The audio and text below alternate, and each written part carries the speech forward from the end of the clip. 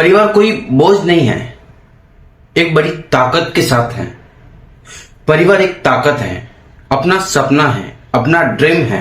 और परिवार हर किसी के नसीब में नहीं होता, चाहे जॉइंट परिवार हो या फिर अलग, चाहे छोटा हो या फिर बड़ा, लेकिन परिवार एकजुट हो तो किसी भी प्रॉब्लम का, किसी भी समस्या का समाधान किया जा सकता है। तो परिवार को तोड़ने की कोशिश मत करो, हमेशा अपने परिवार से जुड़े रहो। चलो कुछ उस परिवार से बात करते हैं जो परिवार बेहाल है। शादी के कुछ दिनों बाद छोटा भाई अपनी बीवी के बातों में कुछ इस तरह उलझ गया था कि मां की ममता और बड़े भाई का साया और भाभी का अपमान सब कुछ पीछे छूटता नजर आ रहा था। पत्नी ने कहा कि जब हम अलग हो जाएंगे तो हमें आजादी मिल जाएगी, कोई रोकने टोकने वाला नहीं होगा, हम अपने मर्जी से जिएंगे, खाएंगे, पिएंगे और ऐश करेंगे, कोई कहने वाला नहीं है। हम अलग हो जाते हैं, हम दूसरी जगह रहने जाएंगे, हम इस घर में नहीं रहेंगे, हमारा एक छोटा अलग परिवार होगा बच्चों के साथ। और छोटा भाई मान चुका इस बात को। छोटा भाई भी कहने लगा हम अलग हो जाएंगे, हम दूसरी जगह चले जाएंगे, हम इस घर में नहीं रहेंगे। फैसला हो गया था कि हम अलग होंगे, हम कल ही दूसरे शहर चले जाएंगे। लेकिन रातों रात किस्मत पलट गई। छोटे भाई की अचानक तबीयत बिगड़ गई। वो इतना दुखी हुआ, वो चिल्ला रहा है, वो रो रहा है, पूरे परिवार में हलचल मच गया। उसकी बीवी अलग से चिल्ला रही है, पत्नी चीख चिल्लाती रही और बड़ा भाई सब कुछ शोर चाड़ के वो पहले अपने छोटे भाई के कमरे में आया। मां भी आई और अपने भाई को गोद में उठाकर सबसे पहले हॉस्पिटल लेके गया। बड़ा भाई हॉस्पिटल पहुंचते ही वो भयभीत होकर डॉक्टर डॉक्टर चिल्लाने लगा। डॉक्टर कहां गए, कहां गए डॉक्टर, चिल्लाने लगा। वो पागल सा हो गया।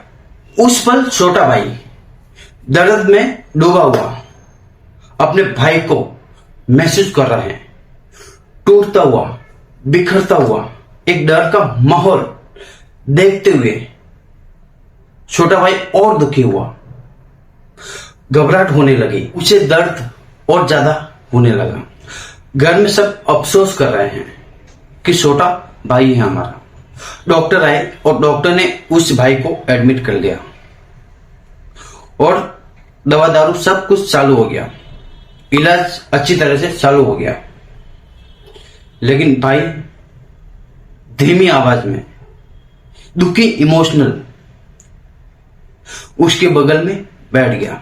पूरी रात एक ही साये में बैठा रहा, पूरी रात। बड़ा भाई पूरी रात सोया नहीं। मां की दुआ और भाभी की चिंता। एक दिन बाद छोटा भाई पूरी तरीके से ठीक हो गया। हॉस्पिटल से घर लौटने के बाद छोटा भाई और उसकी पत्नी दोनों समझ चुके थे, अगर बड़ा भाई उस रात नहीं होता तो आज इस घर में सन्नाटा हो जाता, सुनसान हो जाता, कोई घटना घट हो जाती। दोनों मां और भाभी और बड़े भाई के सामने फूट फूट कर रोने लगे। हमसे गलती हो गई, हमें माफ कर दीजिए भैया, मां हमें माफ कर दीजिए, भाभी हमें माफ कर दीजिए। उन्हें उस गलती का एहसास हो गया। रोते रोते, अपने हाथ कांपते हुए अपने गुनाहों की माफी मांगी और अपनी गलती स्वीकार की और माफी मांगने लगे।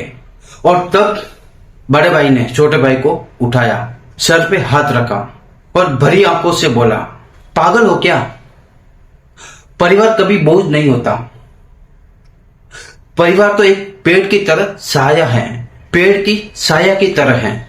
खुद जलकर अपने लोगों को धूप से बचाता है। सुख में तो हर कोई साथ देता है, पर दुख में ढाल बनकर खड़ा रहता है। सामने खड़ा हो वही अपना है, अलग रहकर खुश रहेंगे ये आपकी गलतफहमी है। जहां अपने दुख में खड़े होते हैं वहां बड़ा दुख भी छोटा पड़ता है और जिंदगी फिर से जीने लायक बनती है। परिवार तो है बड़ा, लेकिन उसमें कमियां ज्यादा हैं। कोई बीवी की गलती है, माँ बाप की गलती है, भाई की गलती है, छोटे भाई की गलती है। गलती सबसे होती है, लेकिन उसे समझने वाला तो होना चाहिए। परिवार में एक समझदार है, बाकी सब पागल है, तो उस परिवार को कैसे समझाए? समझदार वही है जो अपने परिवार को अलग दिशा में लेके जाए, अपने परिवार में हर सुख और दुख में उसका साथ रहे। हम एक परिवार में पैदा हुए हैं और हम नहीं चाहते कि उस परिवार के टुकड़े टुकड़े हो जाए। हम पूरा सहयोग करेंगे अपने परिवार को एक साथ खड़े रहने में। हम अपने परिवार से जुदा नहीं होंगे। हम अपने परिवार को तोड़ने की कोशिश नहीं करेंगे, चाहे बाहर की दुनिया अपने परिवार में जहर घोल दे। एक राठी को तो कोई भी तोड़ सकता है, लेकिन राठी की भाड़ी को कोई तोड़ नहीं सकता।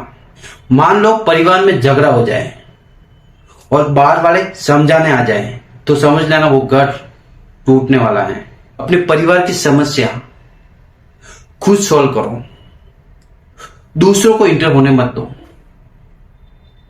अगर बाहर वाले इंटर हो गए तो आपका परिवार टूट जाएगा, बिखर जाएगा।